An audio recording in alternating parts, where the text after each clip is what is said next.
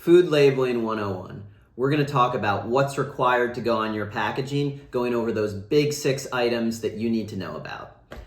On the principal display panel, the front of the packaging, there needs to be 2 things. One is the statement of identity, that's the name of the food, and 2 is the net quantity statement, how much food there is. So the statement of identity, it isn't the brand name, it isn't the flavoring, it's the actual legal name of the food if there is one, or if not, a common description of that food. So in this case, the statement of identity is sweetened corn and oat cereal.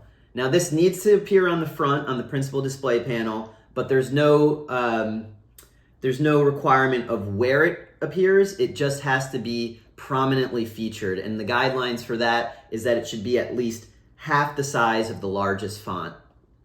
The second thing is the net quantity statement. This does have a guideline of where it should appear. This needs to appear in the bottom 30% of the principal display panel, and it needs to also be featured as both US and metric. So here we see the net weight, 10 ounces, 283 grams. So it has it in both US and metric, and it's on the bottom 30%, so this is looking good. The net quantity statement has to be parallel to the base of the container, and there are also sizing requirements for this as well. These are dependent on the size of the principal display panel, the area of it. So you have to calculate the height times the width. That'll give you your area, and then there's a guideline, which we'll show here, that tells you based on that area how big the font needs to be of your net quantity statement. To the right of the principal display panel, you have your information panel, and that's where you're going to find the other 4 elements required on your packaging. That's the nutrition fact panel, the ingredient list, allergy labeling if you have any ingredients that require that, and the business name and address. So there are some important things to note with the information panel. As much as you want to get crazy and be creative with your branding, this isn't the place to do it. There should be nothing breaking up any of the elements on the information panel. You can't have anything interspersed between here. Another important thing to note here is that if you're a small business, you might not need the nutrition fact panel. In some cases, this is optional, and I'll link to an article that describes those cases.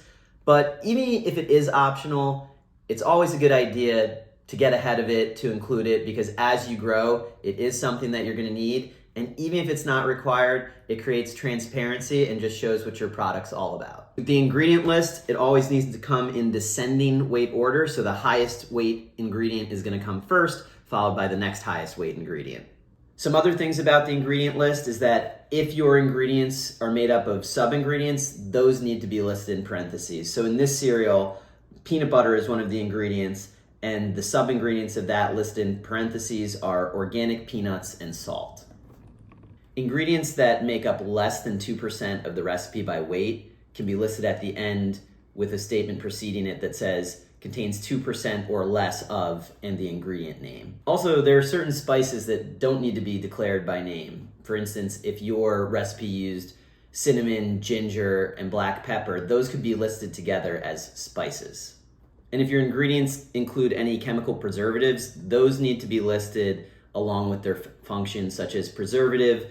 In this case, we have tocopherols, and it says antioxidants to maintain freshness. So there are 9 allergens that are required to be labeled by the FDA.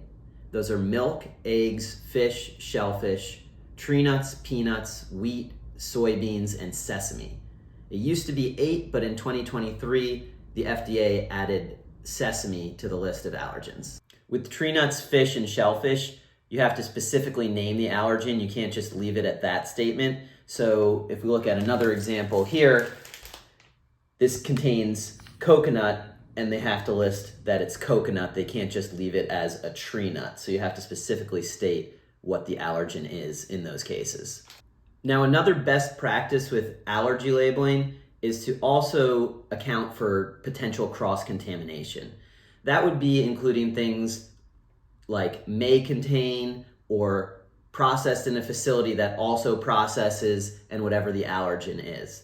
Now, that's not required by the FDA, but it is a best practice because it creates transparency and helps for consumer safety. So the business name and address, this is pretty straightforward. If you're the manufacturer of the product, then you don't need any statement explaining the relationship. But if not, you're going to need to include something like manufactured by, distributed by, packaged by, to show the relationship between the food product and the business. This can't be a PO box. It needs to be an actual physical address of your business.